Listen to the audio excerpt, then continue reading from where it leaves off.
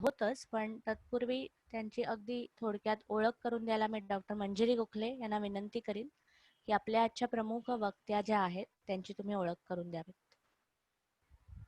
मला खूप आनंद होतोय की आज अनेक वर्षांनी पुन्हा माझी मैत्रीण प्रज्ञा गोखले अतिशय म्हणजे काय म्हणायचं विदुषी आहे ती.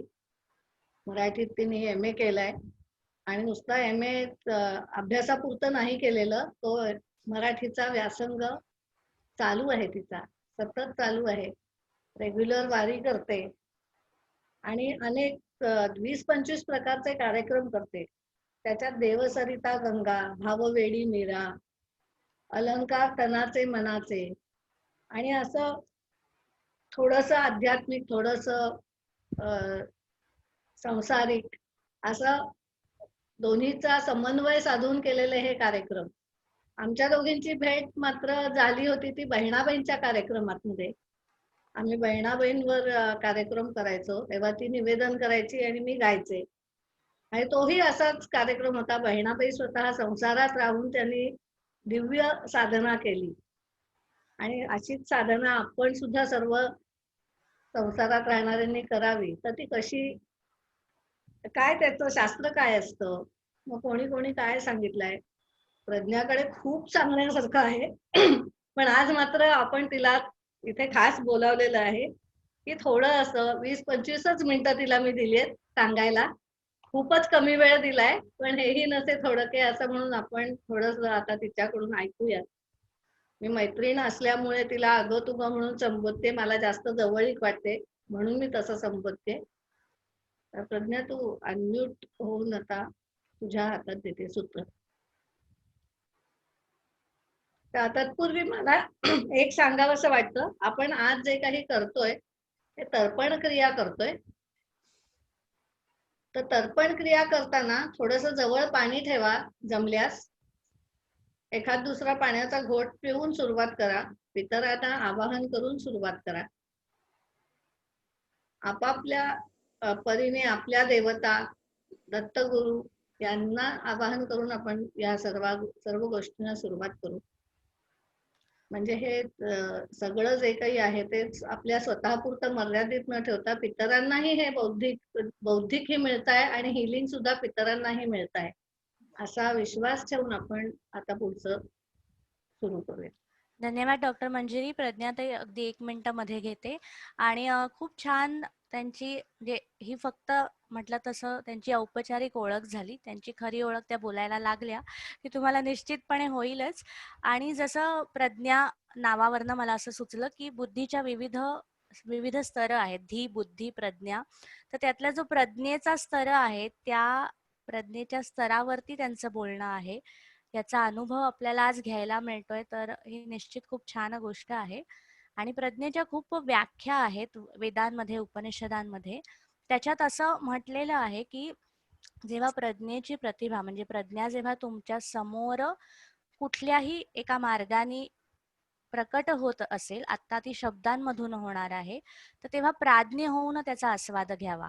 प्राज्ञ होऊन आस्वाद म्हणजे त्या स्तरावर जाऊन त्याचा आस्वाद घ्यावा. आणि आजचा दिवस त्याच्यासाठी खूप छान आहे. तर्पणाचा उल्लेख केला तर तर्पणात ज्या प्रकारे विविध आपण आपल्या पूर्वजांना, आपल्या अँसेस्टर्सना ज्या प्रकारे सद्गती मिळावी म्हणून काही कार्य करतो, काही गोष्टी करतो, काही प्रक्रिया करतो, तशीच एका गोष्टीचा अगदी थोडक्यात संदर्भ देते की जी भागीरथाची गोष्ट आहे किंवा गंगेची जी गोष्ट आहे, गंगेला जसे विविध प्रवाह येऊन मिळतात आणि मग गंगेमध्ये विलीन होतात, अशा स्वरूपाचं जे गंगेचं वर्णन आहे तसं संवादच्या देखील बाबतीत आहे की संवादला विविध प्रवाह येऊन मिळालेले आहेत. म्हणजे अगदी उल्लेख करायचा तर आमच्या पूर्वजांपैकी पूर्वजांमध्ये वेदपठण शाळा होती.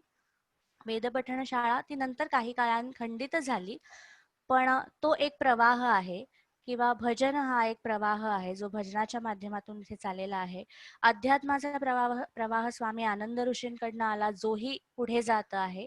तर असे अनेक प्रवाह आहेत आणि या विविध प्रवाहातून संवाद, म्हणजे चांगला, शुभकर असा, तर असा चांगला चांगलं वदन म्हणजे चांगलं बोलणं तुमच्यापर्यंत आणण्याचा संवादचा प्रयत्न असतो. तर आजचा हा संवाद आपल्या शब्दातून साधणार आहेत प्रज्ञा गोखले. त्यांना मी सांगते की त्यांनी सुरुवात करावी. धन्यवाद. सर्वप्रथम संवादच्या तुमच्या सर्व टीमला आणि माझी मैत्रीण ज्ञानानी, मानानी, वयानी, अधिकाराने मोठी, श्रेष्ठ अशी म्हणजे डॉक्टर मंजिरी, तर हिलाही अभिवादन करते. आज मला इथे संधी दिल्याबद्दल खरं तर मीच आपली ऋणी राहणार आहे कायम.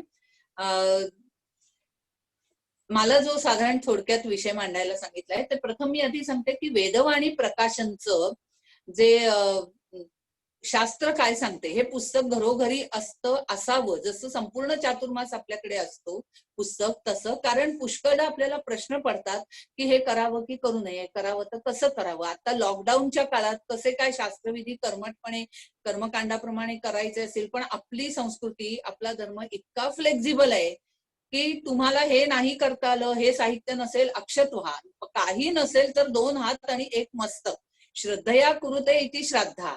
त्यामुळे सगळी सोडवणूक आपल्याकडे केलेली आहे.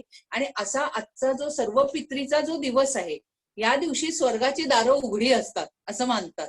आणि त्यामुळे आपण आपल्या सर्व सगळ्या पूर्वजांना त्यांचं स्मरण करून आपण आज हा मला जो काही वेळ दिलाय तो मी आपल्यासाठी बघा तुम्हाला आवडतंय का, एक माझी सेवा तुमच्या ह्याच्यात रुजू करते.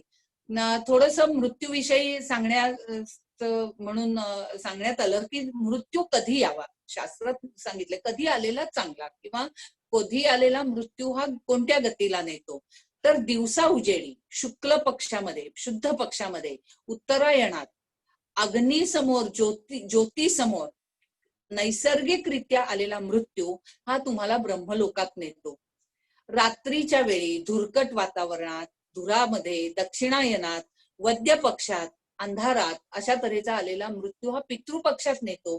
आणि कर्माचरण करत असताना, निज कर्तव्य करत असताना, तुमची बुद्धी, विवेक, विचार जागृत असताना, मन तुमचं निरभ्र निर्मळ असताना आणि तुम्ही जाणीवेत असताना आलेला मृत्यू हा विष्णू लोकात तुम्हाला नेतो.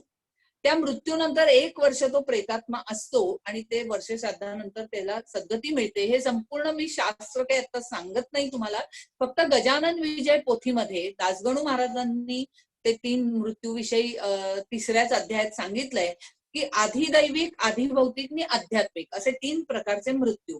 आधिभौतिक मृत्यू हा कुपथ्याने व्याधी निर्माण होऊन येणारा मृत्यू आहे. त्यावेळी जर औषध देणारा वैद्य, जाणता वैद्य मिळाला आणि वेळेवर मिळाला तर हा गंडांतर स्वरूपाचा मृत्यू टळू शकतो.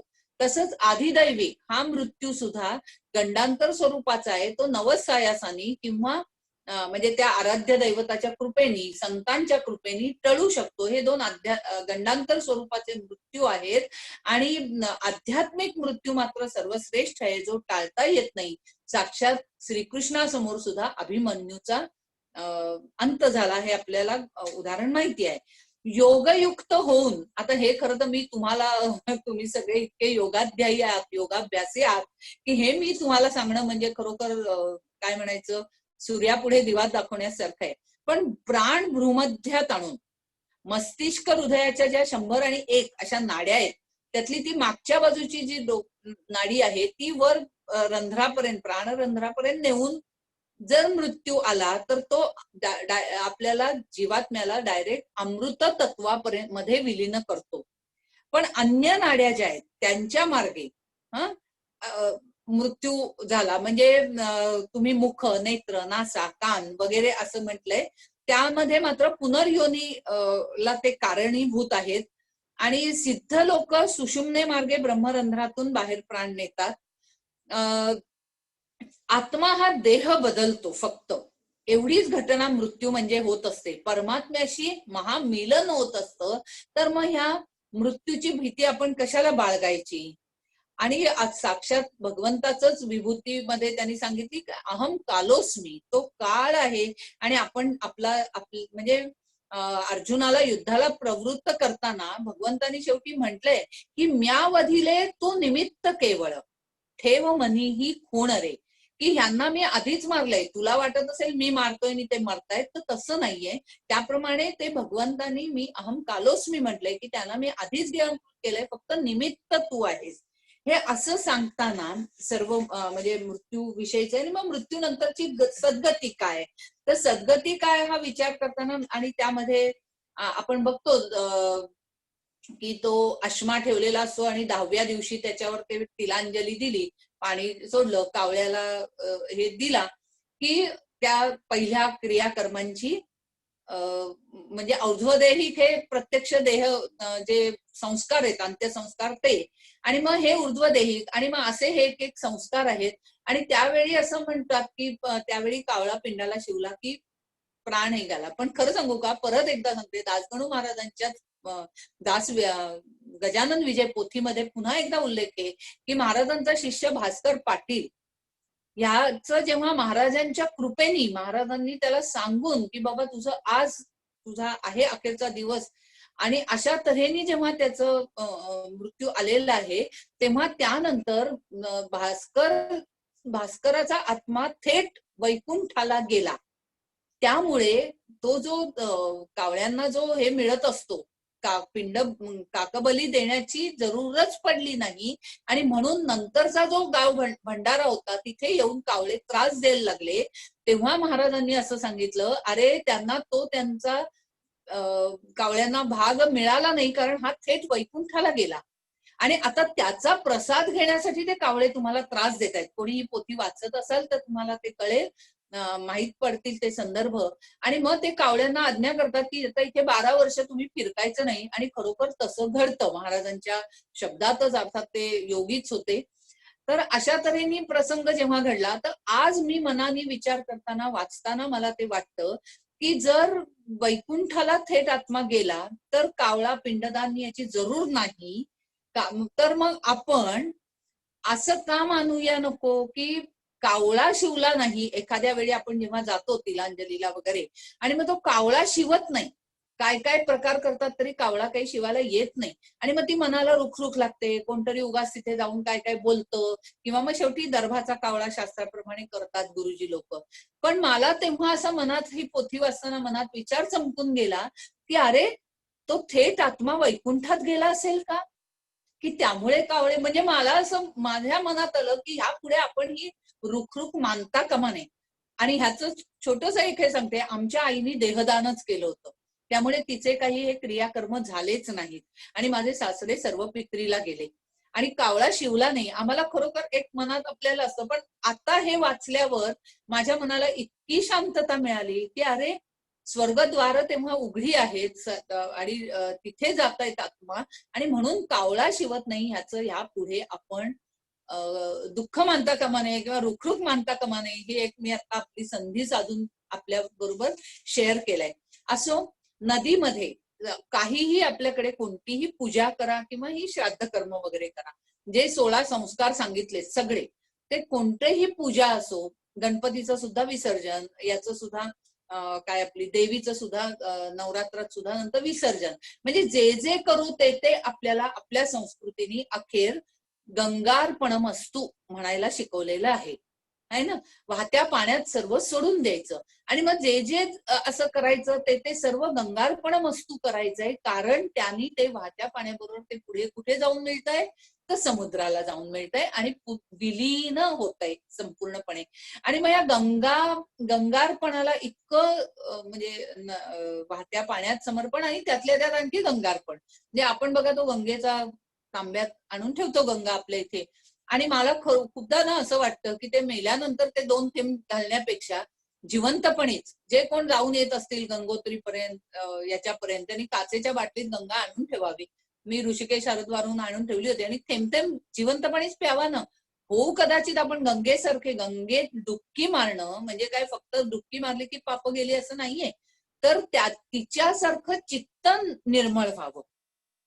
इतकं सुंदर म्हटलंय त्यांनी गंगेच्या बाबतीत की क्षयम यांती दिने दिने, ती जी पाप आहेत ना ती सगळी एका डुबकीत नाही होणार आहेत, की ती हळूहळू हळूहळू नष्ट होतील पाप, म्हणजेच आपल्या चित्तवृत्ती गंगेसारख्या निर्मळ होतील आणि स्नानाय प्रतिवासरम भवतुमे गांगम जलम निर्मलम.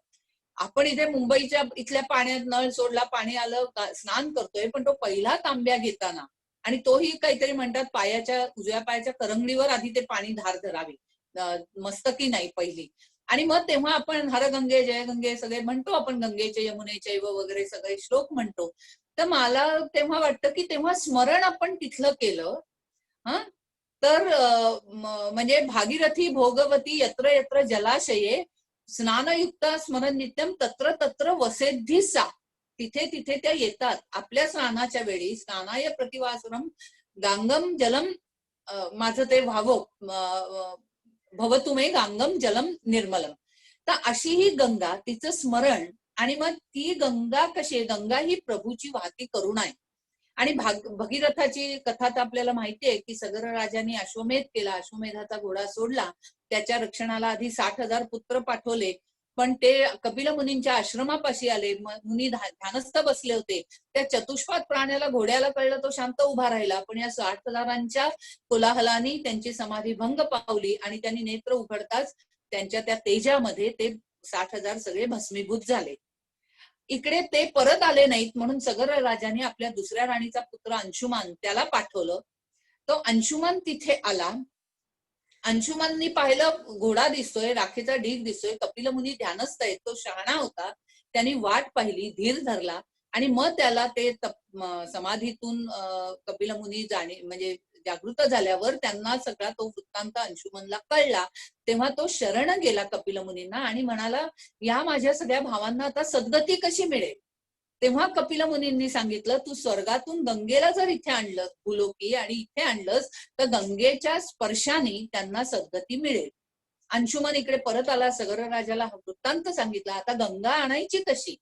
आणि मग गंगा आणण्यासाठी बघा, सगर राजाने तपश्चर्या केली, अंशुमननी तपश्चर्या केली, आणि सगर राजाचा खापरपण तो भगीरथ, त्यांनी तपश्चर्या केली. म्हणजे 5 पिढ्या त्या तपश्चर्येत, आजच्या भाषेत सांगायचं तर संशोधनात गेल्या की गंगा आणायची कशी.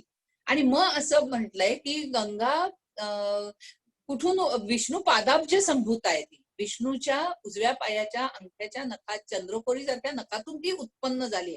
आणि मग वैशाख शुद्ध सप्तमीला गंगोत्पत्ती झाली आहे. यांचं जे सगळं तपाचरण सुरू झालं गंगेला आणण्यासाठी, तर गंगा आहे तिथे, मग तिथे ती उत्पन्न झालीये, ती ब्रह्मदेवाने कमंडलूप धारण केलीये, आणि आता तिला आणायची तर ती कोण तिचा एवढा मोठा प्रवाह धारण करू शकेल? आणि म्हणून शिवाची आराधना झाली, शिवशंकर तयार झाले. पण बघा, शास्त्रात सांगितलंय, मला खूप गंमत वाटली की शंकरांनी विचारलं की मी तिला धारण करीन, कबूल आहे, पण अरे तू गंगेची परमिशन घेतलीस का? थोडस आजच्या भाषेत सांगते की गंगेची परवानगी घेतलीस का? ती यायला तयार आहे का?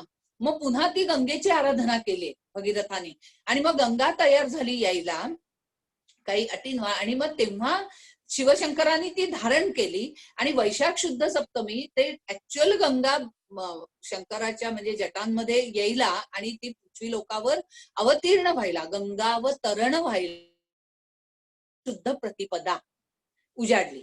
म्हणजे हा पाऊण महिना मला असं वाटतं ह्या सगळ्या पेपरवर्क मध्ये गेला असेल की ह्या परमिशन घ्या, हे घ्या, ते घ्या वगैरे, असं एक गमतीचा भाग सोडून देऊ. आणि मग ज्येष्ठ शुद्ध प्रतिपदेपासून ज्येष्ठ शुद्ध दशमी पर्यंत हा गंगा दशहरा हा सगळा उत्सव चालतो. प्रत्यक्ष गंगेच्या काठी आणि सगळ्या ज्या काही नद्या आहेत त्या सगळ्या काठी हा गंगा दशहरा उत्सव चालतो. आणि ते गंगावतरण तेव्हा झालं आणि गंगा भगीरथाने आणली. तो भगीरथ गंगेला घेऊन निघाला आणि त्यांनी मध्ये पण आणखी कथा आहे की जन्नू ऋषी तपश्चर्येला बसले होते, गंगा थबकली, पण मग जन्नू ऋषींनी आपल्या मांडी फोडून तिला प्रवाहित केलं, वाट करून दिली, अशी एक कथा आहे. किंवा दुसरी, जन्नू ऋषींनी अर्घ्य, ते गंगेचं इतकं भाग्य, भगीरथाने आणली ती गंगा, शंकराच्या जटेतून ती अवतरली, तर जन्नू ऋषींनी ती पिऊन टाकली. आणि मग तिला परत भगीरथाने प्रार्थना त्यांना केली की अहो, मला माझ्या भावंडांना सद्गतीसाठी तिला न्यायचंय. जेव्हा विनवणी केली तेव्हा त्यांनी म्हणे कानातनं तिला प्रवाहित केलं आणि म्हणून तिला कानगंगा, म्हणजे ते बरेच असे 2-3 तऱ्हेच्या त्या आख्यायिका किंवा कथा आहेत. पण जन्नू ऋषींची ती जी पर्वत याची मी कथा वाचली, तेव्हा आजच्या कथेत आजच्या काळात त्याचा संदर्भ लावताना माझ्या लक्षात आलं, किंवा जेव्हा मी भौगोलिक गंगेचा हा प्रवाहाचा प्रवास केला बघितला, तेव्हा लक्षात आलं की अहो तिकडे म्हणजे कुठे प्रयागच्या पुढे तिकडे जन्नू पर्वत आहे. मग आता सांगा, पर्वत आल्यावर ती गंगा थबकली आणि ती पर्वताला खिंड पाडून फोडून पर्वत गंगा पुढे प्रवाहित आहे. आणि तिथे पुढे गंगेचं पात्र थोडस गढूळ माती एवढी म्हणजे रंग बदललेला आहे. आणि जान्हवी हे जे नाव गंगेचं त्यावरनं आहे, ते गंगेचं सर्वात परिपूर्ण रूप आहे गंगेचं. आणि म्हणून बघा, धन्वंतरी हा विष्णूचा अवतार, त्यामुळे धन्वंतरी जे औषध देतो आयुर्वेद हे, आणि ते जे औषध ते जान्हवी तोयम. माझे वडील आम्ही ते डोस लिहून द्यायचे, डॉक्टर लोक त्या काचेच्या बाटलीवर कागदाचं असं ते डोस मात करायचे. तो डोस नाक दाबून ते पिताना वडील माझे श्लोक म्हणायचे. आता ते सगळे अर्थ कळतात तो, की औषधम जान्हवी तोयम वैद्यो नारायणो हरी नश्यंती सकला की ते औषध जे आहे ते जान्हवी तोय आहे.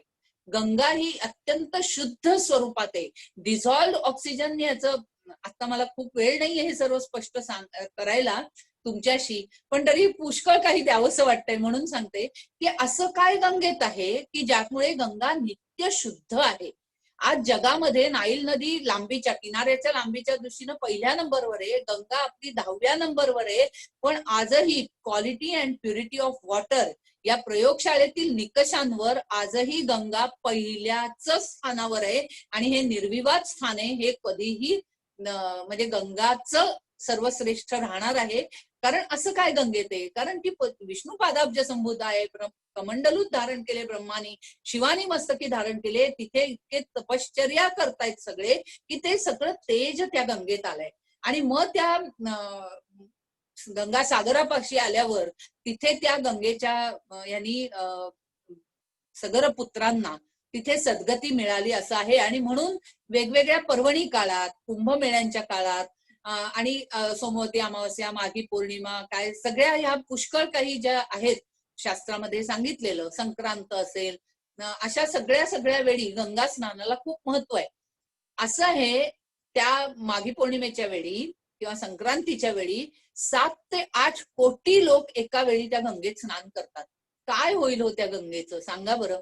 म्हणजे जी आपल्याला मोक्षाला गतीला नेण्यासाठी भगीरथ प्रयत्नाने भगीरथाने आणली, त्या गंगेलाच दुर्दैवाने आपण मोक्षपदाला नेतो की काय. अशी आपली करणी, आपली अवडंबर श्रद्धा असावी पण ती डोळस असावी, इतकी आपण तिला प्रदूषित करतोय.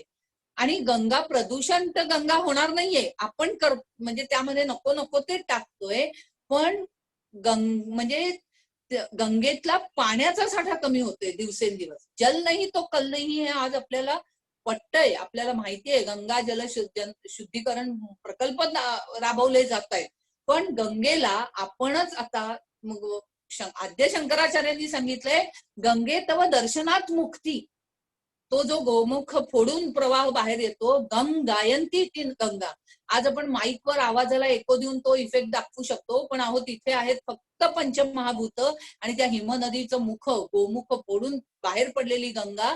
तो जो गंग गंग गंग असा आवाज आहे ना, काय तिथे गेलं की मला नाही तो अनुभव, आपल्यापैकी प्रत्येकाने घेतला असेल त्यांना शतशः प्रणाम आहे, की तो जो आहे ते पंचमहाभूत आणि तिथे आपण क्षुद्र जीव असा अनुभव तिथे येतो. पण तो अनुभव मी कसा घेतला, पिंडी ते ब्रह्मांडी हे आपल्याला सांगितलेलं आहे.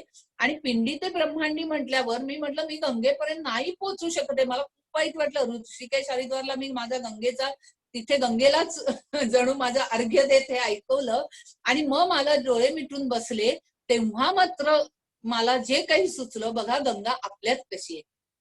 मी काही तुमच्यासारखी योग शिकलेली नाही, पण हे माझं सगळं काल्पनिक आहे. तत्पूर्वी एक थोडस सांगते. आजचा विचार केला तर आजच्या दृष्टीने मला हे जी कथा आहे ना विष्णू पादाब्ज संभूताने हे सांगताना, तो विचार करताना मला असं वाटलं, पूर्वीच्या काळी जलचक्र ह्या भाषेत सांगितलं गेलं असेल का, की विष्णू पादाब्ज संभूता समुद्रात, क्षीर समुद्रात त्याचं स्थान आहे, तर तिथे ती उत्पन्न झाली म्हणजे वाफेच्या रूपात उत्पन्न झाली.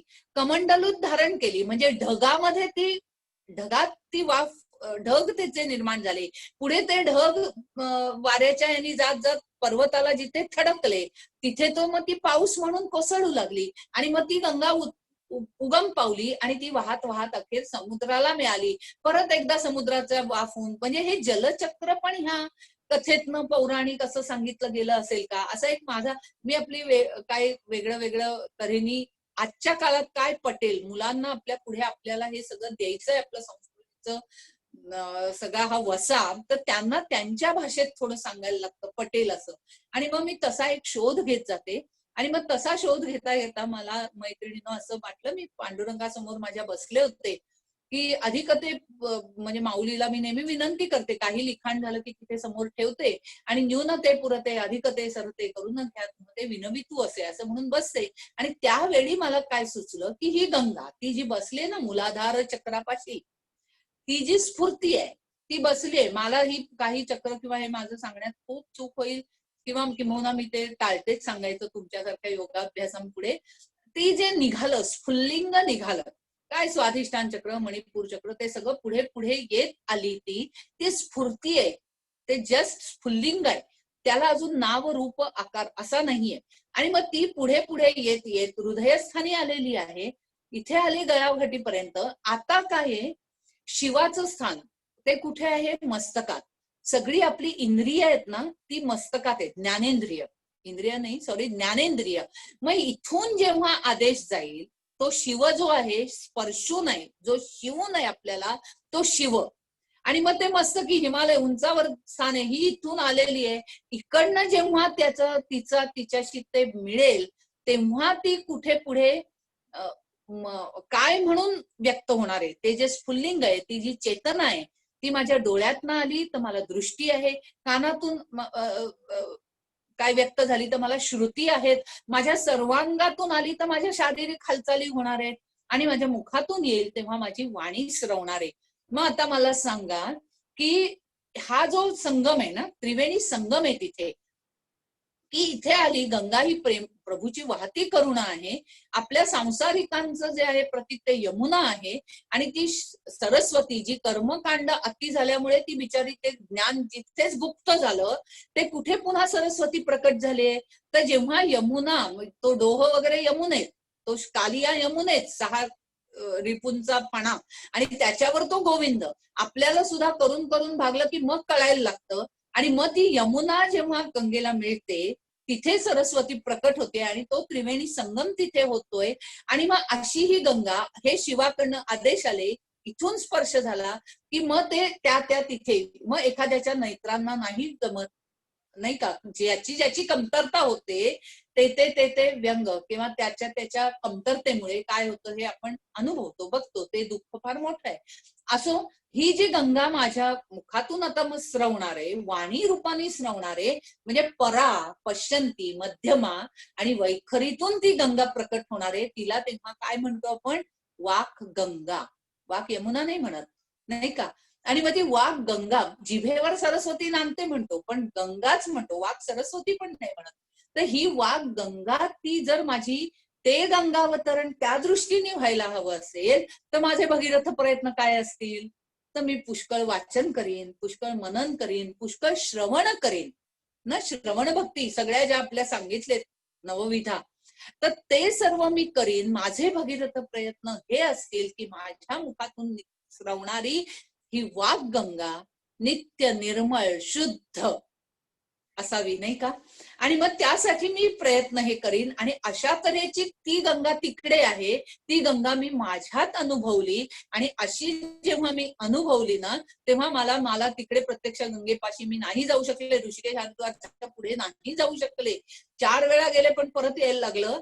तर असं त्याचं आता वाईट वाटत नाही की गंगा म्हणते मला तू माझ्यापर्यंत येऊ नको, त्यापेक्षा हे तुझं अंतरशुद्धी जी चालू आहे ना, हे तू बरोबर ओळखलंयस की पिंडी ते ब्रह्मांडी तू तुझ्यातली गंगा ओळख, त्यासाठी तू प्रयत्न कर. आणि मग तशी सेवा मी करायचं माझ्या परीने, माझा आपण म्हणतो ना एक वसा घेतला. असो, तर ही गंगा वाहू लागल्यावर डोळ्यातनं धारा लागल्या. आता डोळ्यातनं धारा लागल्या त्याला पण आपण म्हणतो गंगा यमुना.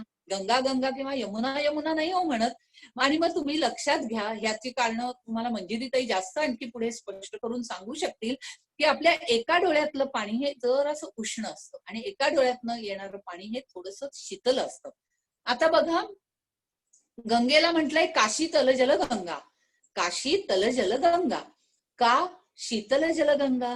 काय शब्द चमत्कृती आहे, नाही का? काशी तल जल गंगा का शीतल जल गंगा. आणि मग हे असे अश्रू वाहत इथे येतात आणि मग तेव्हा आपल्याला कळतं की अगं गंगा ही आपल्यातच आहे आणि ती आपल्याला शुद्ध करून नेणारे, तीच आपल्याला सद्गतीला नेणारे.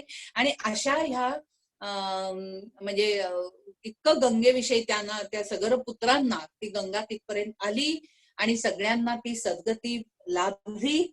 त्यांना त्या गंगेकाठी जाऊन आपणही, गंगेपाठ स्थानमहात्म्य तर आहेच हा, पण आपण इथे स्मरण करूया की हे गंगे, हे त्रिभुवन तारक गंगे, हे त्रिपथ गामिनी गंगे, हे गंगे तू आज आमच्यामध्ये तू ये, राहा. आणि मग जी आपोआप आपल्या डोळ्यातून अश्रुधारा येतील ना, त्यातूनच आपण आपल्याला तर तर्पण करणारच आहोत. गंगेकाठी जाऊन आपण आपलं श्राद्ध सुद्धा आपलं करून घेऊ शकतो, नंतर कोणाला करायला लागायला नको म्हणून.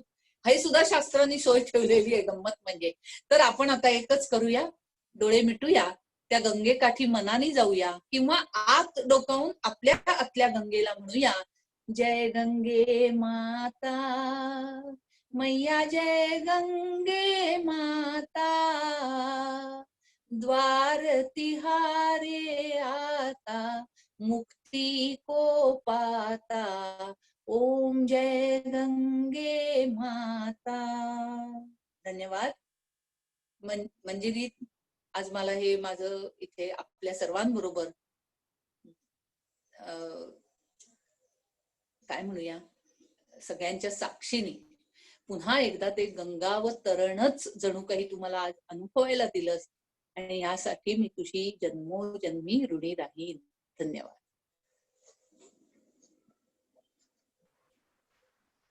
धन्यवाद प्रज्ञाताई, फारच सुंदर. म्हणजे शब्दांतून संवाद असताना शब्देविण संवादू अशी अवस्था आली. आणि खूप अप्रतिम तुम्ही सांगितलं गंगेचं महत्व, गंगेची विविध नावं. भाषा हा माझा खूप आवडीचा विषय आहे, म्हणून मला त्यातले जे वेगवेगळे गंगा यमुना असे जे तुम्ही उदाहरणं दिलीत ते खूपच सुंदर, खूपच सुंदर. आणि बोलता बोलता मला एक सुचलं की गंगेमध्ये गंगचा जसा तुम्ही उल्लेख केलात की गंग हा सुद्धा एक खूप प्रभावी बीजमंत्र आहे, गणतत्वाचा बीजमंत्र आहे. तोच तो गंग मध्ये असलेला बीजमंत्र आहे. आणि गणतत्वाचं स्थान सुद्धा मूलाधारो स्थितोस्य नित्यम. सो ते खरोखर मूलाधारावर गंगा आहे. अगदी सुंदर. तसंच गंग मध्ये ग हा धातू आहे. ग म्हणजे गमन, म्हणजे संस्कृतात ग म्हणजे गमन. जिथे जिथे गमन सुचवलं जातं तिथे तिथे ग शब्द येतो, म्हणून तो गणपतीमध्ये आहे तसा तो गंगेमध्ये आहे. तर गमन असणं, गमनाची क्रिया जिथे सुफळ संपूर्ण होते ती ती गंगा. आणि हीच गमनाची क्रिया आज सर्वपित्रीच्या निमित्ताने ह्या गमन क्रियेचं खूप महत्व आहे. गंगेचं आणखी एक सुंदर वैशिष्ट्य, जे मला हे सगळं मला ऐकता ऐकता म्हणजे श्रवण भक्ती करताना जे जे सुचलं ते ते मी सांगत आहे, की जिथे प्रवाह आहे, गंगा ही प्रवाही आहे. एके ठिकाणी जे पाणी साचतं त्याला नदी म्हणत नाहीत. आणि संस्कृतामध्ये किंवा भारतीय संस्कृतीमध्ये पाण्याची विविध रूपं आहेत. त्या रूपाला अनुसरून संस्कृतात त्याची नावं आहेत, म्हणजे त्याची गुणवैशिष्ट्य सांगणारी अशी ती नावं आहेत. सो जी प्रवाही असते ती नदी असते, जी सतत प्रवाही असते तशी ही गंगा आहे. की म्हणून हा जो प्रवाह प्रज्ञाताईंनी आज विचारांचा प्रवाह जो आपल्यामध्ये सुरुवात केली, उगम केला असं म्हणेन मी, की एका वेगळ्या विचारांचा उगम ह्या वाक गंगेच्या निमित्ताने आपल्यामध्ये आत्ता झाला, श्रवण गंगेच्या निमित्ताने आपल्यामध्ये आत्ता झाला. तो प्रवाह असाच पुढे चालू ठेवूया असा संकल्प करायला आज हरकत नाही. आणि निश्चित प्रज्ञाताई कधीतरी आणखीन परत एकदा तुम्हाला ऐकायला आवडेल, नक्की आवडेल. आपण नक्की प्रयत्न करू आणि तसं आपण काहीतरी ठरवूया. आपला जो पुढचा विषय आहे की आपण जसं आता म्हटलं की गमन आणि प्रवाह, गमन आणि प्रवाहाचं शास्त्रामध्ये सांगितलेल्या अनेक गोष्टी आहेत. मी नेहमी म्हणते की तंत्र, मंत्र, यंत्र ह्या तीन तीन मोठ्या महत्वाचे पाया आहेत ज्याच्यावरती शास्त्र उभं आहे. आणि या तिन्हीचं इक्वल महत्व आहे, तिन्हीचं योग्य असं काहीतरी महत्व आहे. पण अनेकदा जसं खूप छान उदाहरण प्रज्ञाताईंनी दिलं की शास्त्र एवढं फ्लेक्झिबल आहे, एवढं ओपन माइंडेड आहे. ओपन माइंडेड शब्द आजकालच्या काळात खूप महत्वाचा ठरतो, की ते इतकं ओपन माइंडेड आहे, ते तुम्हाला म्हणतं की तुम्ही जिथे कुठे आहात तिथे तिथे हे करू शकता, असं शास्त्र आहे. आपण आपण म्हणण्यापेक्षा मानवी प्रजातीने एका मानवाच्या उत्क्रांतीवादामध्ये किंवा मानवी उत्क्रांतीच्या टप्प्यावर कुठे ना कुठे शास्त्राला आपणच गूढ केलं, शास्त्राला आपणच धर्मामध्ये अडकवलं किंवा विविध कोंदणांमध्ये त्याला आपण टाकलेलं आहे. पण ते प्रवाही करण्यासाठी संवादमध्ये आम्ही काय करतो की जे जे शास्त्राधिष्ठित आहे, जी जी आप्तवाक्य, ज्याला आप्तवाक्य खूप सुंदर शब्द आहे, की जी सांगून ठेवलेली वाक्य आहे, जे जे श्रुत वाङ्मय आहे, त्याचा आजच्या जगाशी 2020 मध्ये तुम्ही आम्ही असताना आजच्या आपल्या जगामध्ये मॉडर्न टेक्निक्स नुसार किंवा न्यू एज टेक्निक्स नुसार कसा वापर करता येईल. म्हणजे पुन्हा तंत्र इथे आहेच, पण तंत्र याचा अर्थ आपण पद्धती किंवा टेक्निक असा घेऊया.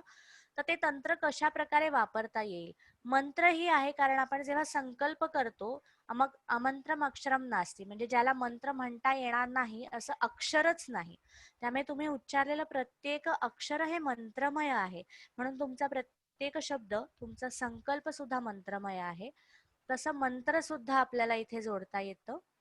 सो तंत्र, मंत्र आणि यंत्र. यंत्र ह्याचा अर्थ आपण एक महत्वाचं यंत्र ज्याचा आपण उपयोग करत नाही किंवा सदुपयोग करत नाही असं म्हणायला लागेल. उपयोग तर भरपूर करतो, पण उपभोगात्मक उपयोग करतो. जे आपलं शरीराचं यंत्र, जे इतकी सुंदर रचना करून निसर्गाने जन्मतः दिलेलं यंत्र, किंबहुना आपण जन्माला येताना मागितलेलं यंत्र, की मला हे एक यंत्र दे की मला अनेक गोष्टी करता येतील. अशा सुंदर शरीराचा आपण वापर नेमका कुठे करतो, कधी करतो, कसा करतो, हा खरंच चिंतनाचा विषय आहे. तर ह्याच यंत्रमंत्र आणि तंत्र ह्या त्रयींनी आपण पुढचा एक प्रक्रिया करणार आहोत. आणि विविध कार्यशाळांमध्ये मी हा नेहमी संदर्भ देते की जिथे जिथे प्रक्रिया आहे, म्हणजे विशेषत्वाने केलेली क्रिया या प्रखरतेने केलेली एखादी क्रिया, म्हणजेच संकल्पपूर्वक केलेली क्रिया. तर जेव्हा जेव्हा क्रिया आहे तेव्हा तेव्हा क्रियेचा कर्ता आहे. कर्ता म्हणजे आपण, जे करणार आहेत ते आपण सगळे, जे आता ऐकतायत फेसबुकच्या माध्यमातून जे ऐकतायत ते सगळे जण. आणि कर्ता म्हणजे आपण त्या भूमिकेत आहोत ना, त्याला इंग्लिशमध्ये आपण परफॉर्मर ऑफ द ऍक्शन असं म्हणतो. तर परफॉर्मर म्हटलं की भरत मुनींचं नाट्यशास्त्र आठवतं. मग परफॉर्मरची जी जी लक्षणं आहेत ती ठेवून ती क्रिया करावी लागते. ती भूमिका वठवताना तो अभिनय योग्य प्रकारे करावा लागतो. तर मग अभिनय म्हणजे त्याच्या जवळ नेणारी ही अवस्था आपल्याला साधता येते. तर अशा पुढच्या प्रक्रियेकडे आपण जाणार आहोत.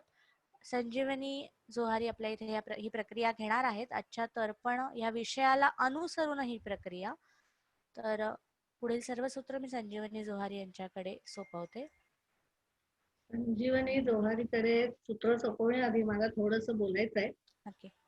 तर मला म्हणजे 2-3 गोष्टी अशा सांगायच्या. आता प्रज्ञानी वाकगंगा हा शब्द प्रयोग इतका सुंदर केला.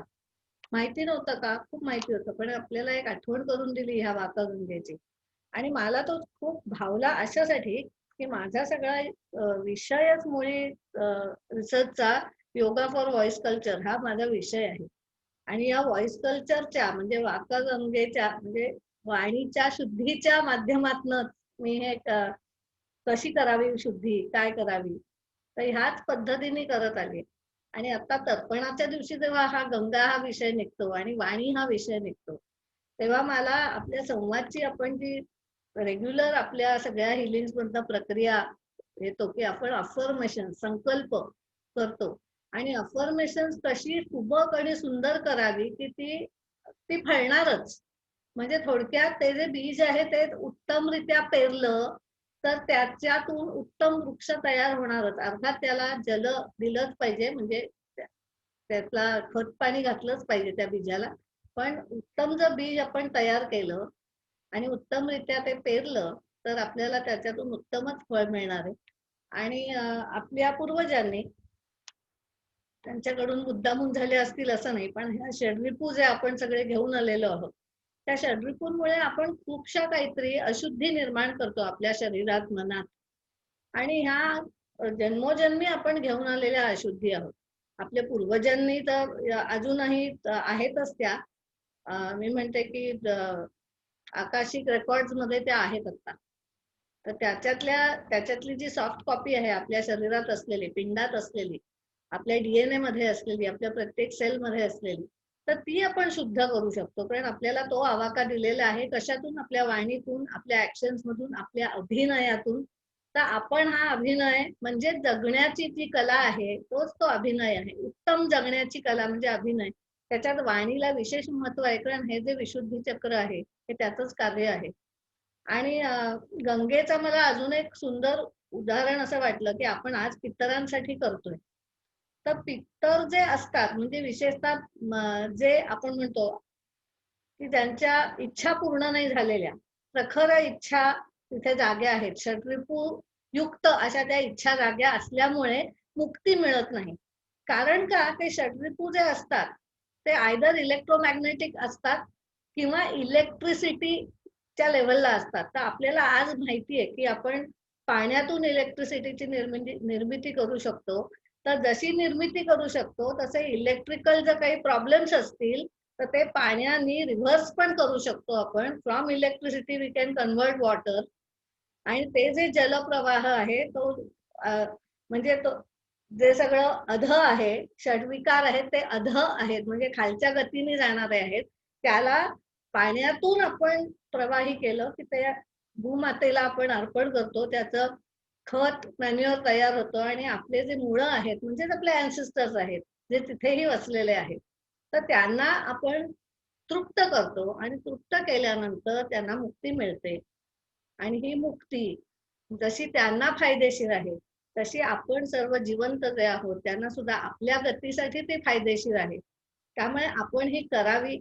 आणि आपण ज्या भावनेने, जेवढ्या शुद्ध भावनेने आणि जसं भगीरथाने भावना त्याची शुद्ध ठेवून केलं, श्रद्धेने केलं, आनंदाने केलं आणि खरोखर सगळ्यांना सद्गती मिळावी ह्या विचारांनी केलं की असं अडकू नये कोणी, पोटतिडकीने केलं, ह्याच भावनेने आपण हे केलं तर निश्चितच आपल्याला पण यश मिळेल. आणि आपले सुद्धा जसे भगीरथाने 60,000 जीवात्म्यांना मुक्ती दिली तशी आपण पण 60,000 जीवात्म्यांना मुक्ती देऊ शकू. 72,000 नाड्या आहेत आपल्या शरीरात, त्याच सगळ्या गंगेत आपण प्रवाहित करूयात ह्या माध्यमातून, वाक माध्यमातून. तर आता मी संजीवनीला पुढे देते सूत्र, कारण आपण या वाक माध्यमातून शुद्धी करणार आहोत. आपण वाक गंगेतून आपण शुद्धी करणार आहोत. तर संजू आता सांगा. नमस्कार. आपण मगाशी आता हे ऐकलं सगळं, प्रज्ञाचं खूप अतिशय उत्तम, बरंच तिने सांगितलं. थोडस मोठ्याने बोल संजू. आता येत आहे ऐकू बरोबर? हा हा.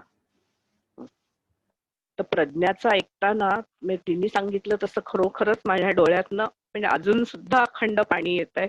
काहीतरी कुठेतरी प्रक्रिया घडायला सुरुवात झालीये. तर अशी आपल्या सगळ्यांनाच तो अनुभव आलेला असेल की, आणि तीच प्रक्रिया अजून पुढे नेण्यासाठी, आणि आपण आता जसं म्हटलं की आजच्या दिवशी सर्व पितरीला आपण पितरांसाठी आपण काय करू शकतो, तर आपण तर्पण क्रिया करतो. तर जी शास्त्रानुसार आहे ती आपण करतोच. जेवढं शक्य आहे तेवढं प्रत्येक जण आपापल्या परीने काहीतरी करत असतं, वेगवेगळ्या प्रकारचं दान करून किंवा ऍक्च्युली म्हणजे गुरुजींना बोलवून रिच्युअल्स म्हणतात तसं तशा प्रक्रिया आपण करतो. पण आपण मगाशी करुणाने उल्लेख केला new age systems, new age technique, तर त्याला वापरून, आणि आता प्रज्ञांनी सांगितलं वाकगंगा, मंजिरीने सांगितलं संकल्प, तर त्याचा उपयोग करून अफर्मेशन, ह्या सगळ्याचा उपयोग करून आपण एक वेगळ्या प्रकारचा तर्पण विधी करू शकतो. तर तो आता आपण करायचा आहे. तर त्याच्यासाठी सगळ्यांनी स्वस्थ बसा. जिथे आहात तिथे शांतपणे आपल्याला योग्य वाटेल असं मांडी घालून, खुर्चीत असाल तर पाय जमिनीला टेकवून असं बसायचंय. शक्य असल्यास डोळे मिटून घ्या. 2-3 दीर्घ श्वसनाची आवर्तनं करायचीत. श्वास बदलायचा नाहीये, नुसती जाणीव ठेवायची आहे.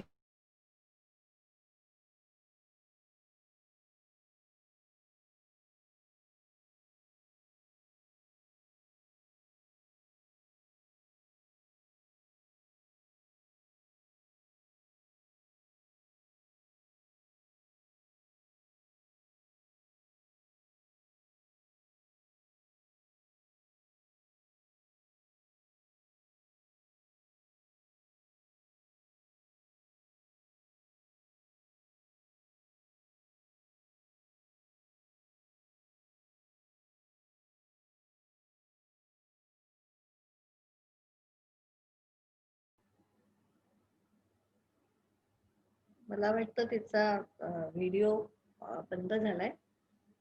लाईट गेले असतील एखाद्या वेळेला. काही हरकत नाही, पण सुरू ठेवूया.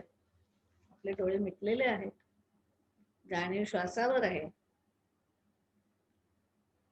श्वास अगदी सहज येतोय जातोय.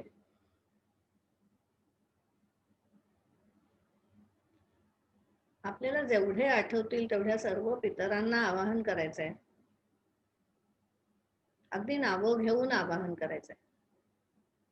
तोंडातून उच्चार केलात, अगदी सॉफ्ट उच्चार करायचे, आपल्या हृदयाला ऐकू गेला पाहिजे. आपल्या शरीराच्या आत आपल्याला हिलिंग करायचं आहे असं लक्षात ठेवा. आपला DNA रिपेअर करायचा आहे हे लक्षात ठेवा.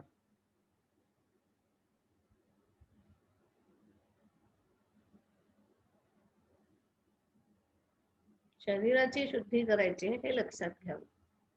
त्यामुळे पितरांना आवाहन करायचं आहे. DNA मध्ये आपल्या जे काही ब्रेकेजेस आहेत, खंडित झालेले प्रवाह आहेत, त्या प्रवाहांकडे जाणीव न्यायचे. अर्थात आपल्या पितरांच्या दोषांकडे जाणीव न्यायचे. आणि हे सगळे दोष आपण आता एक एक करून गंगेला अर्पण करणार आहोत. तुम्ही ती गंगा कुठलीही इमॅजिन करू शकता. आपल्या शरीरातली, ब्रह्मांडातली किंवा आपल्या भूलोकावरची कुठल्याही गंगेत, कुठल्याही जलप्रवाहात ते विसर्जित करायचं आहे. काय विसर्जित करायचं आहे? जे जे गिल्ट फिलिंग आहे, दुःख आहेत आपल्या पितरांची, आपली दुःख आहेत ती आपण पितरांकडूनच घेऊन आलेलो आहोत. कशी ती रिलीज करायची? फक्त म्हणायचं आहे की माझी सर्व दुःख मी गंगे तुला अर्पण करतो. माझ्या दुःखांना शुद्ध कर, मुक्त कर. मला या दुःखातून मुक्ती दे. मला या दुःखातून मुक्ती मिळालेली आहे असं लक्षात घ्या. हे सगळे उच्चारण करायचं आहे आणि इमॅजिन करायचं आहे, व्हिज्युअल क्रिएशन करायचं आहे.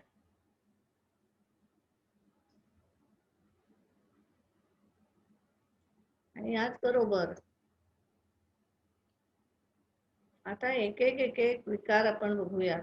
ते सगळे विकार, सर्व दोष आपल्या पितरांचे आणि आपले, आपल्या आत ते आहेतच. आपले पितर आपल्या शरीरातच आहेत. ते शुद्ध करायचे आहे, त्यांचे दोष शुद्धी करायचे. जे जे प्रक्षोभक आहे, क्रोधात्मक आहे, सगळे क्रोध विषय, राग आलेला आहे, प्रचंड प्रमाणात अग्नी आहे, अग्नीचा विध्वंस चाललेला आहे शरीरात. आणि तिथे गंगा घेऊन जायची आपण मनाने. आणि तो अग्नी शांत करायचा आहे. त्या अग्नीला बंधनात टाकायचा की तो वाटेल तसा सगळं जाळून नाही टाकणार. आवश्यक दुःख जाळेल. त्याच्या विकृत रूपातून तो प्रकृत रूपात येईल. अग्नी हे व्हिज्युअल क्रिएशन करायचं आहे की तो अग्नी आपल्या शरीरात वाटेल तसा सगळं जाळत चाललेला आहे आणि आता तो आपल्या हातात जणू काही त्याचं रेग्युलेटर आहे आणि आपण तो शांत करायचा आहे.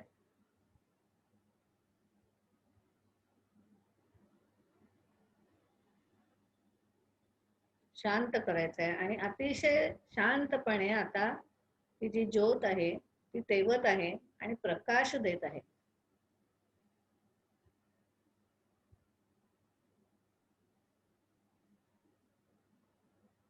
आपल्या शरीरातली ज्योत प्रकाशमय आहे आणि दाह आपल्या शरीरातला कमी झालेला आहे असं इमॅजिन करायचं आहे.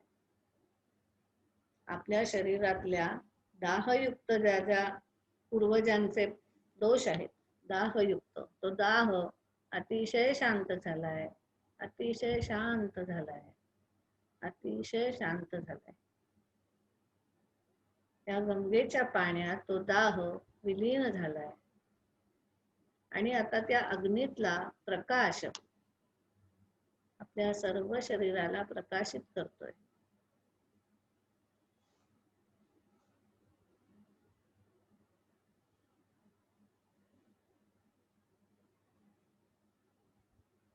मोह आहेत आपले, काही अटॅचमेंट्स आहेत.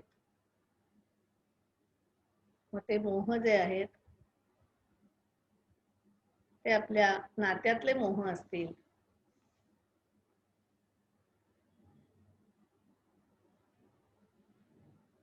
किंवा आपल्या इच्छांचे मोह असतील, जोपर्यंत ते समत्वात आहेत तोपर्यंत ते उत्तमरित्या आपल्याला मदत करतात, विधायक असतात. पण हायपर होतात तेव्हा मात्र त्याचं घातक स्वरूप होतं आणि आपण विलयाला जातो. तर असेच जे घातक दोष आहेत, एक्सेसिव्ह इच्छा, एक्सेसिव्ह अटॅचमेंट्स, आपण बांधून ठेवलंय आपल्या नातेवाईकांना, पकडून ठेवलेलं आहे. ती पकड आपण आता ढिली करायची.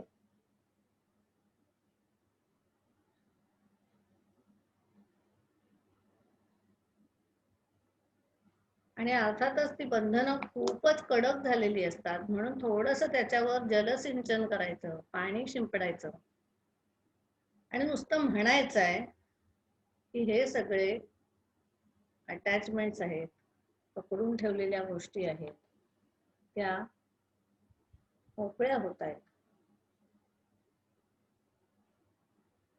माझ्या अटॅचमेंट्स आहेत, माझी बॉन्डिंग्स आहेत, ती मोकळी होत आहेत,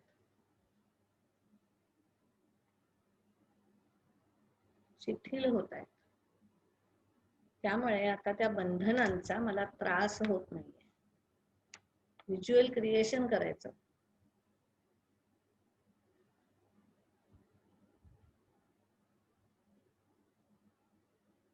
आणि लक्षात ठेवा, हे सगळं जलाच्या उपयोगाने, गंगेच्या उपयोगाने, पाण्याच्या उपयोगाने करायचं आहे, जेणेकरून आपले पूर्वज, अर्थात आपल्या शरीरातला DNA शुद्ध होतोय, मोकळा होतोय. तिथे कडक कडक कडक झालेले जे सगळे भाग आहेत, ज्याच्यामुळे आता ते तुटत चाललेत, ब्रिटल झालेत ते DNA, तो सगळा भाग मऊ होऊन शांत होत आहे आणि ऊर्जा जी आहे, प्रकाश ऊर्जा आहे, ती प्रवाही होते.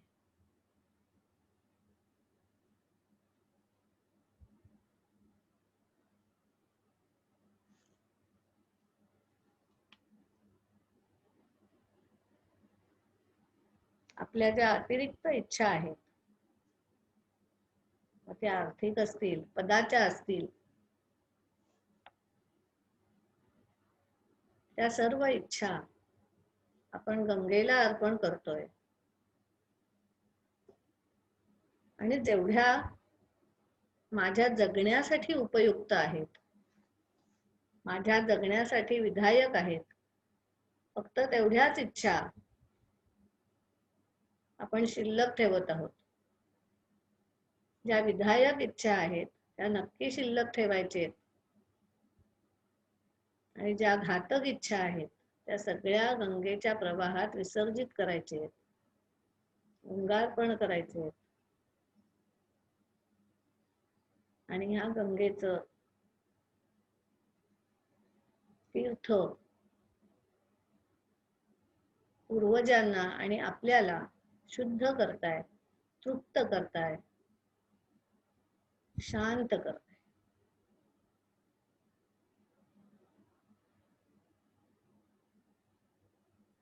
असं म्हणायचंय, माझे सर्व पितर शांत झालेले आहेत आणि मुक्त झालेले आहेत. माझे सर्व पितर शांत झाली आहेत, मुक्त झाली आहेत, आनंदी आहेत.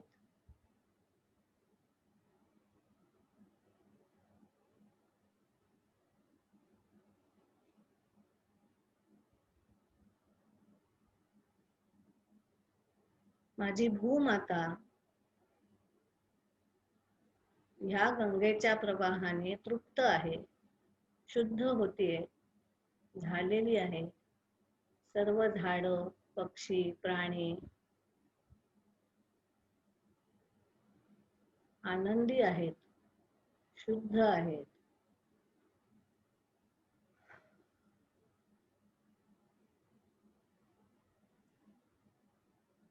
आणि जे काही आपण पूर्वजन्मी असेल किंवा आपल्या पितरांनी करून ठेवलेले जे काही पाप असतील, सहेतुक केलेली पाप किंवा चुकून झालेली,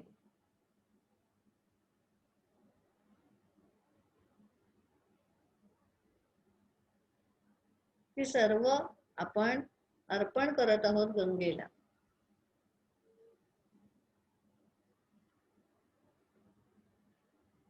की ज्या दोषांचा, पाप म्हणजे दोषच आहेत ते, म्हणजे अतिरिक्त असलेले दोष, जे आपल्याला चांगल्या गतीला नेत नाहीत असे दोष, जे आपल्याला मागे खेचत राहतात असे दोष,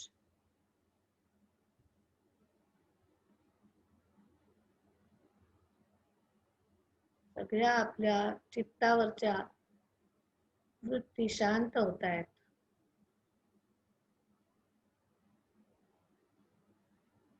आतमध्ये, आपल्या शरीराच्या आतमध्ये अतिरिक्त असलेले हे षड्विकारांचे तरंग आहेत, ते अतिशय शांत शांत होत आहेत.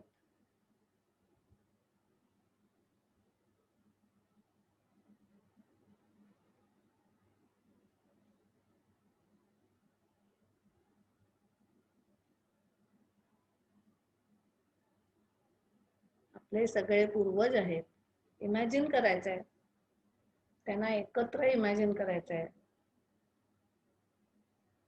मग आपले नातेवाईक असतील, आपले मित्रमैत्रिणी असतील, आपल्या जवळचे कोणी असतील, माहितीतले लोक, किंवा आजच्या दिवशी ह्या कोरोनाच्या आपल्या संकटकाळी जगभर हे संकट पसरलेलं आहे, आणि ह्या काळात ज्यांचे ज्यांचे मृत्यू झालेत, मग ते कोरोनामुळे असतील किंवा नसतील, पण ज्यांचे मृत्यू झालेत, फार दुःखद मृत्यू झालेत, असे सर्व दुःखद मृत्यू ह्या काळातले आणि पूर्वी झालेले, त्या दुःखद मृत्यूंच्या वेळेचं जे दुःख आहे अडकलेलं, त्या दुःखाला शांत करायचं आहे, त्याच्यावर पाण्याचं शिंपण करायचं आहे की ते शांत होईल. इमॅजिन करायचंय दुःख एखादा गठ्ठा असा समोर दुःखाचा, सगळी दुःख एकत्र करायची, त्याचा एखादा गठ्ठा इमॅजिन करायचा, जसा मातीचा गठ्ठा असेल, आणि मातीवर आपण पाणी घातलं की जसं पाणी प्रवाहात निघून जाईल गंगेत ते प्रवाही होईल, तसं ती मातीचे ढिगे असतील, काही दगड झालेली दुःख असतील, ते सगळं प्रवाही करायचं आहे.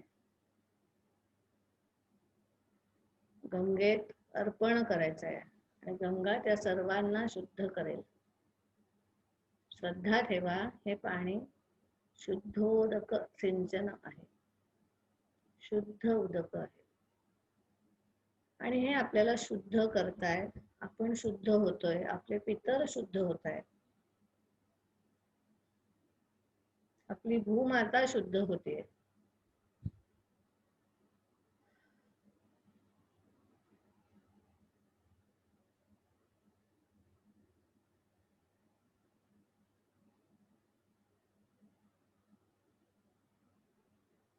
आणि हे जे सगळे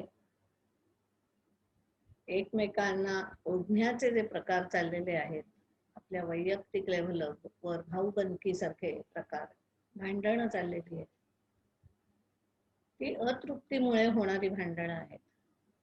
त्यामुळे आपण त्या चित्ताच्या लेव्हलला, मनबुद्धी अहंकार जिथे आहे त्यांना समत्वात आणायचं आहे. आणि ते समत्वात आणण्याचं उत्तम साधन म्हणजे वाकगंगा.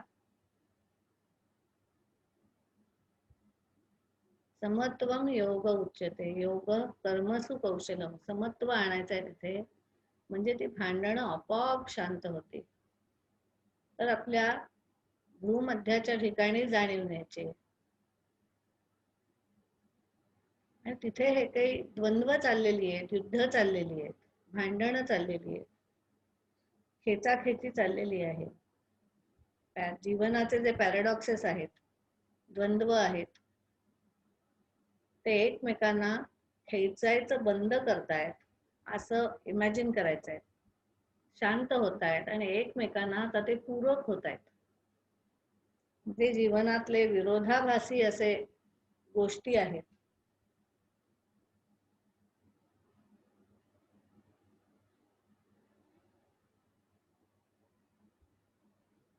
ते आपलं चैतन्य आहे, ते विस्तारित करतायत. एकमेकांना पूरक होऊन विस्तार करतायत त्या चैतन्याचा. एखादा कल्पवृक्ष जसा खूप फुललेला असेल, एफर्टलेस फ्रुट्स आता आपल्याला मिळू लागते. एफर्टलेस समत्वात आल्यानंतर एफर्टलेस आपल्याला फळं मिळू लागतात. Effortless success. प्रयत्न शैथिल्य अनंत समापतीभ्याम, असं पतंजली मुनींनी, महर्षी पतंजलींनी सांगूनच ठेवलंय. प्रयत्न शैथिल्य अनंत समापती. त्या त्रिवेणी संगमाच्या इथे थर्ड आय चक्राच्या इथे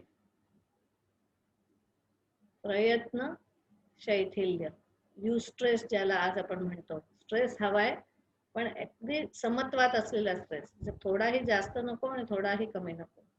जे इच्छा तर करायची आहे, प्रयत्नही करायचा आहे, पण एवढा थोडासा अल्प अगदी ऍक्शन. स्ट्रॉंग असली पाहिजे पण अल्प असली पाहिजे. आणि हे समत्वात येत आहेत. अनंत विस्तार आपला स्वतःचा होत आहे. अर्थात आपल्या सर्व पूर्वजांना आपण शांत करत आहोत. आणि ही जी शांती आहे आपल्या मेंदूच्या ठिकाणी, थर्ड आयच्या ठिकाणी, आज्ञाचक्राच्या ठिकाणी असलेली, ही आज्ञाचक्राच्या ठिकाणची शांती संपूर्ण शरीरात आपल्या प्रवाहित होत आहे. आपल्या संपूर्ण शरीरातल्या सगळ्या नाड्या आपल्याला माहितीही नसू देत, माहित असलेल्या, माहित नसलेल्या, जाणीवेतल्या आणि नेणीवेतल्या सर्व गोष्टी शुद्ध होत आहेत. हा प्रवाह शुद्ध करत आहे आपल्या सर्व पूर्वजांना, आपल्या DNA ला, आपल्या जेनेटिक्सला, आपल्या सेल्सना. आणि हे सर्व समत्वात येत आहे. आणि आपण अतिशय आनंदी जीवन आता जगायला सुरुवात करतोय, प्रवाही जीवन, जे आपल्याला आपल्या खऱ्या गंतव्याकडे, लाईफ पर्पज फुलफिलमेंट कडे आपल्याला घेऊन जात आहे. हे ज्ञान जे आहे, ही आपण ज्या कृती करतोय त्या, आणि आपली प्रबळ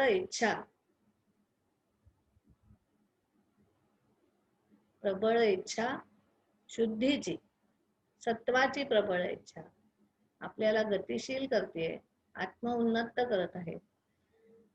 आणि तसंच आपल्या सर्व पूर्वजांना मुक्त करत आहे. असं इमॅजिन करायचं आहे की आपल्या शरीरातून खूप जीवात्मे बाहेर पडतायत आणि ते मुक्त होत आहेत आपल्या शरीरातून, असं इमॅजिन करायचं आहे. आणि अतिशय आनंदाने ते मुक्त होत आहेत आपल्या शरीरातून. भगीरथाने जसं 60,000 तसं असंख्य आपल्या पायापासून डोक्यापर्यंत सगळ्या शरीराच्या भागातनं जीवात्मे बाहेर पडतायत आणि अतिशय तृप्त होऊन ते बाहेर पडतायत, असं इमॅजिन करायचं आहे. आणि या जीवात्म्यांकडून शुभाशीर्वाद घ्यायचे आहेत. त्यांचे जे गुण आहेत, आपल्या आत्मउन्नतीला लागणारे, आपला लाईफ पर्पज जो आहे तो पूर्ण करण्यासाठी लागणारे जे गुण आहेत, ते त्यांच्याकडून आशीर्वाद स्वरूपाने घ्यायचे आणि त्यांचे सगळे दोष विलीन झाल्यामुळे, विलयाला गेल्यामुळे, गंगेत पावन झाल्यामुळे, शुद्ध झाल्यामुळे आता हे आत्मे मुक्त झालेले आहेत आणि आता ते स्वर्गात जात आहेत, प्रकाशाकडे ते प्रवाहित आहेत आणि अतिशय आनंदी आहेत. आणि तो आनंद आपण भरभरून झेलायचा आहे, भरभरून घ्यायचा आहे तो आनंद त्यांचा, ती त्यांची शांती.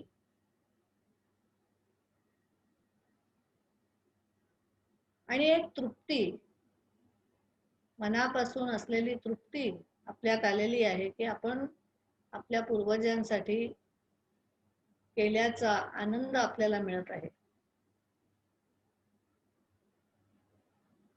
सर्व पूर्वजांना नमन करायचं आहे, मनापासून नमन करायचं आहे.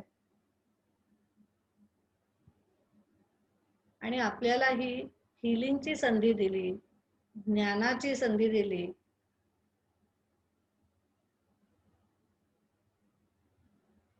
प्रकाश रूप कळण्याची संधी दिली,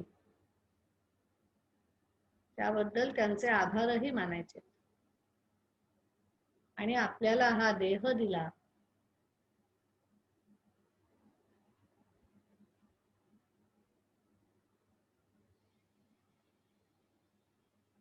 त्या देहाचे आभार मानायचे. आपल्या ह्या संपूर्ण तंत्र आपण जे वापरतोय, फेसबुकचं आहे, झूमचं आहे, या सर्वांचे आभार मानायचे. आपण एकमेकांचे आभार मानायचे, कारण हे जे काही आपण ऊर्जा तयार केलेली आहे त्याचा आपल्याला फायदा होतोय.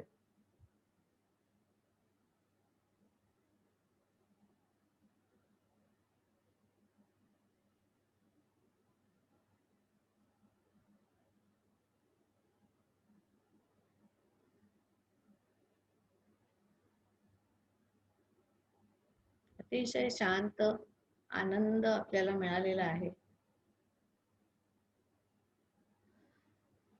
आणि आता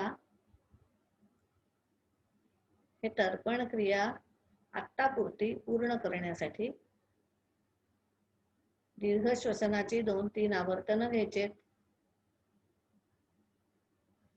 थोडीशी हातापायांची हालचाल, तृप्तीचा भाव जागा ठेवायचा आहे, आनंदाचा भाव जागा ठेवायचा आहे, इतरांची स्मृती जागी ठेवायची. दोन्ही हातांचं घर्षण करायचं आहे. त्यांचे जे काही आशीर्वाद आहेत ते आपल्या हाताच्या मार्फत आपणच आपल्या डोळ्यातून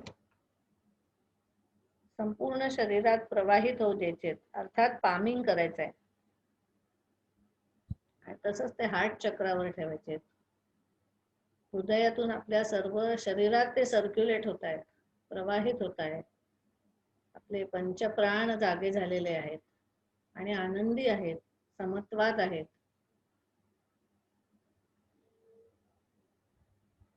आपल्या शरीरातले सप्तधातू प्रवाहित आहेत, समत्वात आहेत आणि शुद्ध स्वरूपात आहेत. प्रकाशमय ऊर्जा आपण त्यांना देत आहोत.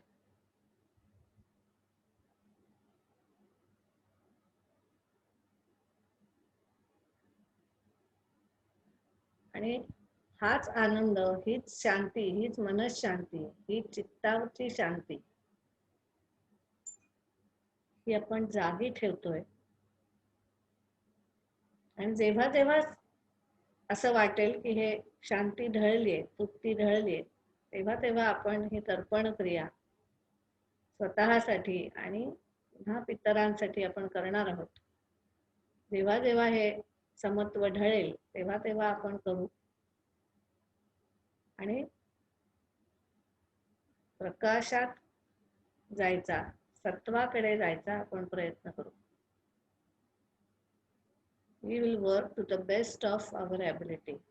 कुठेही व्रतस्थ व्हायचं नाहीये, नाहीतर गिल्ट फिलिंग येतं आपल्याकडून झालं नाही तर. To the best of my ability आणि मनापासून टू द बेस्ट करायचंय. जेवढं सहज शक्य होईल तेवढं नक्की करायचंय. Effortless creation. आणि आता शांतपणे डोळे उघडायचे आणि पाणी असेल तुम्ही जवळ ठेवलेलं तर पाणी प्या.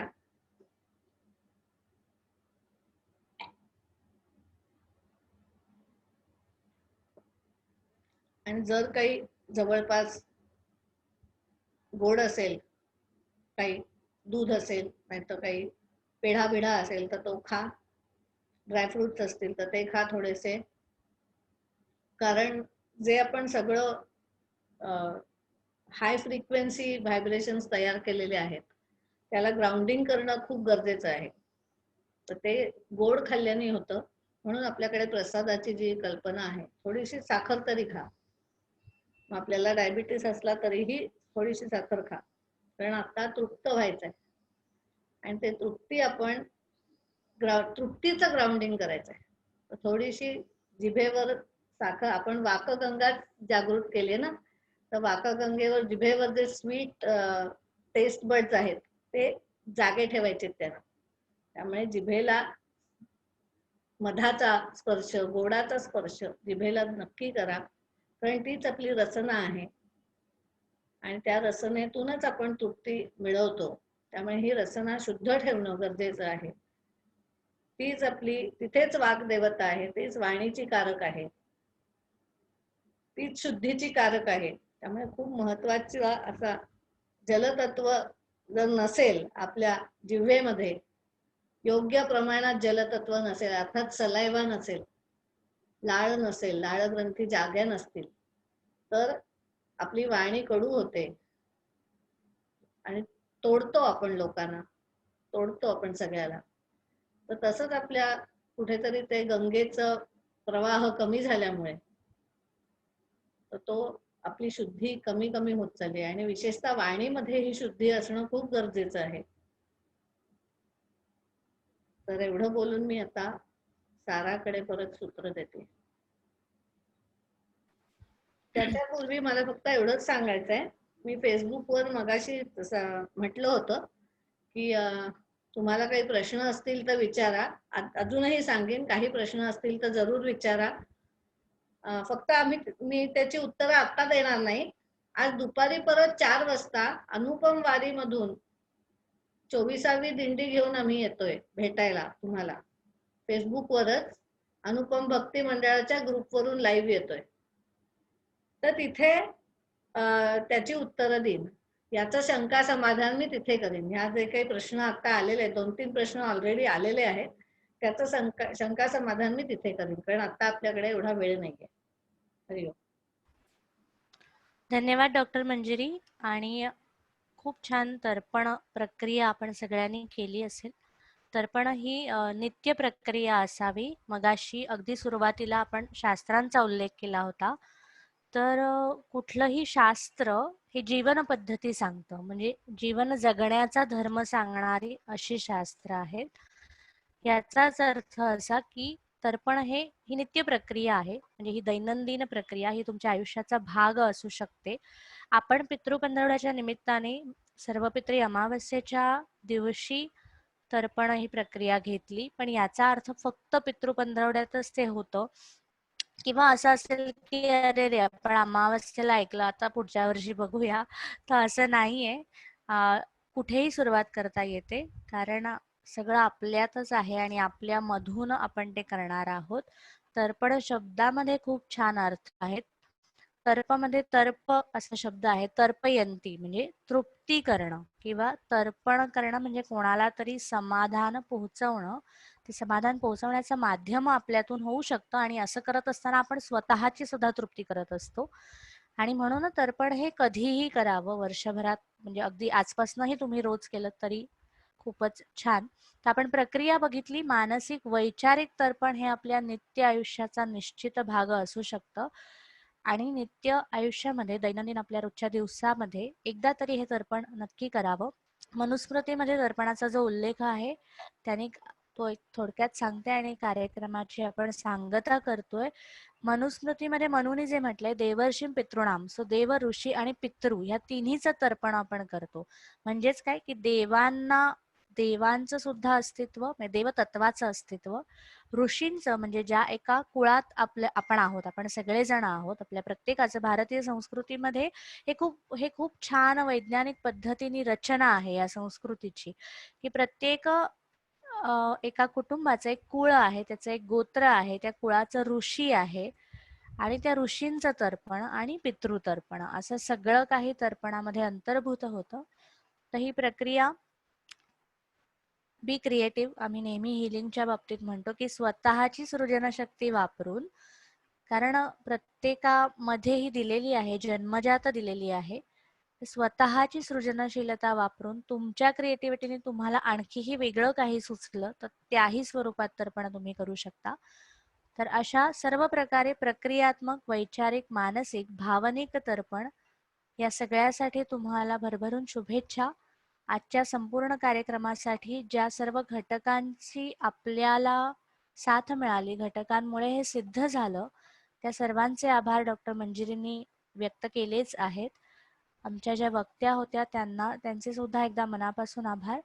आणि आजचा कार्यक्रम आपण इथेच संपवतोय. जसं मगाशी म्हटलं की तुमचे प्रश्न असतील ते निश्चित पोहोचवा, आणि 4 वाजता त्या संवादच्याच पुढच्या कार्यक्रमामध्ये तुम्हाला त्याची उत्तरं दिली जातील. धन्यवाद.